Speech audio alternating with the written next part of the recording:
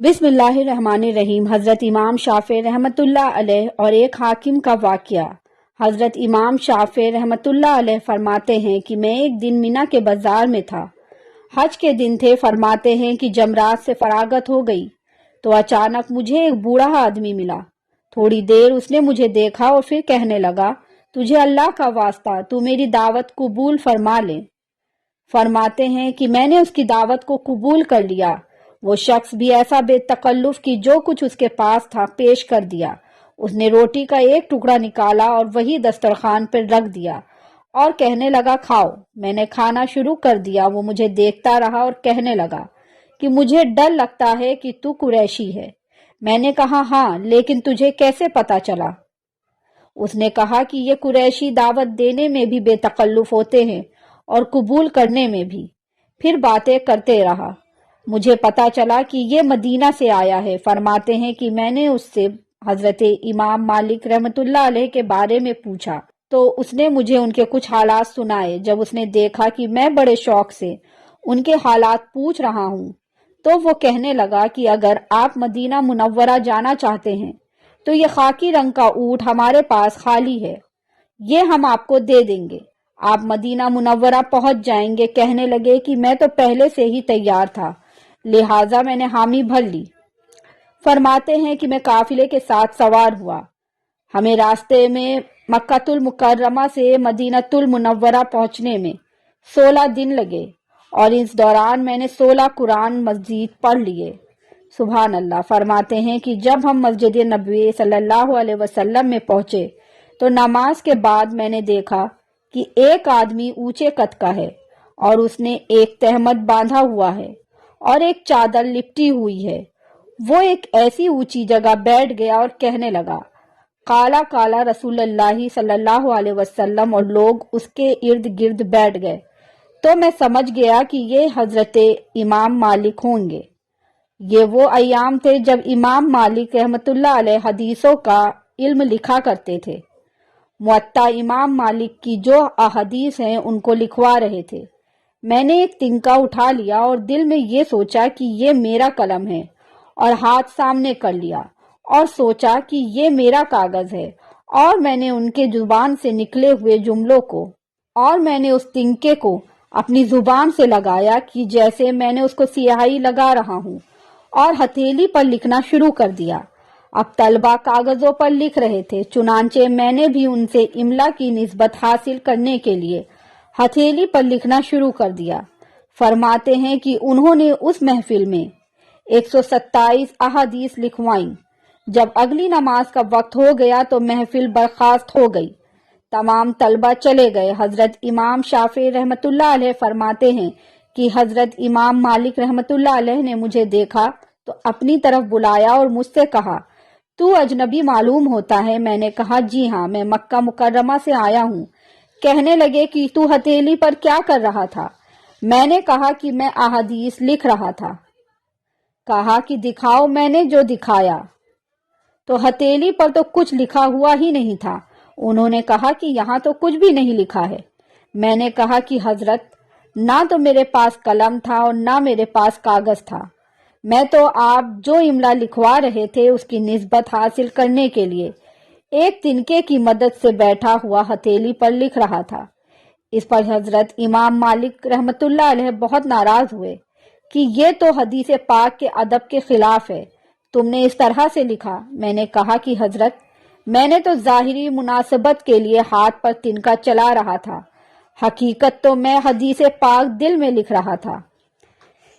कहते हैं कि हजरत इमाम मालिक रहमतुल्लाह अलैह ने फरमाया कि अच्छा, अगर तू दिल में लिख रहा था तो मुझे चंद रिवायतें उनमें से सुनाऊं तो मैं तुझे जानूं।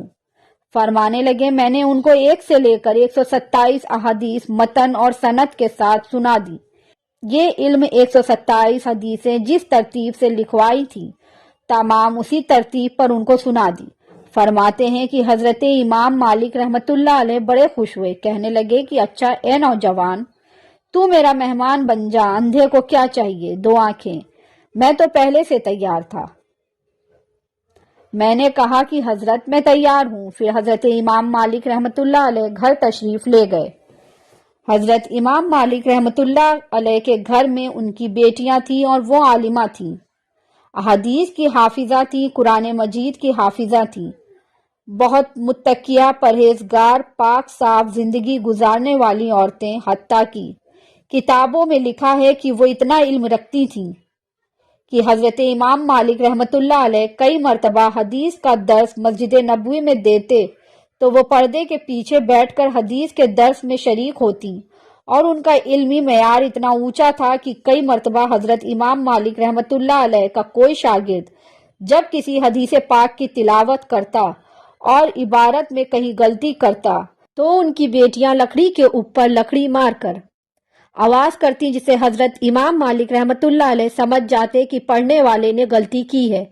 حضرت امام مالک رحمۃ اللہ علیہ نے جا کر گھر میں بتایا کہ آج ایک عالم آ رہے ہیں اور وہ بڑے دانا ہیں اور بڑا علم کا شوق ہے۔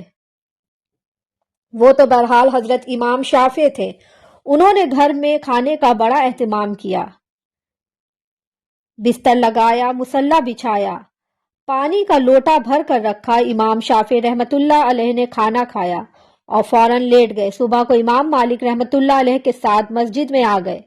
جب عشاء کی نماز پڑھ کر گھر واپس آئے تو حضرت امام مالک نے فرمایا کہ میری بیٹیوں کو آپ کا ایک اعتراض واقع ہوا ہے اور میں آپ سے پوچھتا ہوں، یہ سچے لوگ تھے، کھرے لوگ تھے، صاف بات کرتے تھے۔ فرمایا کہ یہ بچیاں کہہ رہی ہیں کہ ابو آپ نے تو یہ کہا تھا کہ یہ بڑے نیک اور اچھے انسان ہیں، لیکن ہمیں ان پر ایک اشکال واقع ہوا ہے۔ پہلا اعتراض یہ ہے کہ جتنا کھانا ہم نے بنا کر بھیجا تھا وہ تو کئی آدمیوں کے لیے کافی تھا، اور نیک لوگ تو پیٹ بھر کر کھانا بھی نہیں کھاتے، مگر یہ اکیلے مہمان تھے اور برتن اس طرح صاف واپس آئے ہیں کہ جیسے اسے ہمیں دھونے کی بھی ضرورت نہیں ہو۔ دوسرا یہ کہ ہم نے مصلی بچھا کر رکھا تھا اور پانی کا برتن بھر کر رکھا، لیکن جیسے مصلی بچھا ہوا تھا صبح کو ویسے ہی رکھا ہوا ملا، اور پانی بھی جوں کا توں تھا۔ لگتا تھا کہ تہجد کی نماز بھی نہیں پڑھی، اور پھر مسجد میں تو وضو کرنے کا کوئی انتظام بھی نہیں۔ لوگ گھر سے وضو کر کے جاتے ہیں اور یہ اسی طرح آپ کے ساتھ اٹھ کر مسجد میں چلے گئے، پتہ نہیں نماز بھی انہوں نے کیسے پڑھی۔ یہ بات ہماری سمجھ سے بالاتر ہے۔ حضرت امام شافعی رحمۃ اللہ علیہ نے جواب دیا کہ حضرت، بات یہ ہے کہ جب میں نے آپ کے یہاں کھانا کھایا تو کھانے میں اتنا نور تھا، اتنی نورانیت تھی کہ ہر لقمہ کھانے پر مجھے سینہ نور سے بھرتا ہوا نظر آتا تھا۔ میں نے سوچا کہ ممکن ہے اتنا حلال مال زندگی میں پھر میسر نہ ہو، کیوں نہ میں اسے جزوِ بدن یعنی جسم کا حصہ بناؤں۔ اس لیے میں نے اس سارے کھانے کو اپنے بدن کا جزو بنا لیا۔ اللہ اکبر۔ آگے فرماتے ہیں کہ پھر میں لیٹ گیا، لیکن اس کھانے کا نور اتنا تھا کہ نیند غائب۔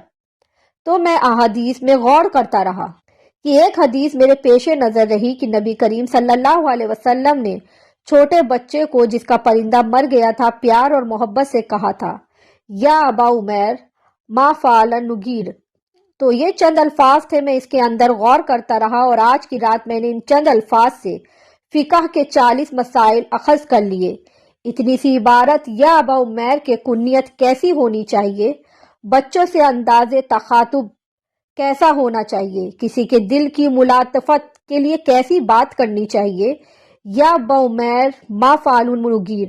صرف اس میں غور کر کے میں نے 40 فقہ کے مسائل اخذ کر لیے، اور پھر فرمایا چونکہ میرا وضو باقی تھا اس لیے میں اٹھا اور فجر کی نماز ادا کی۔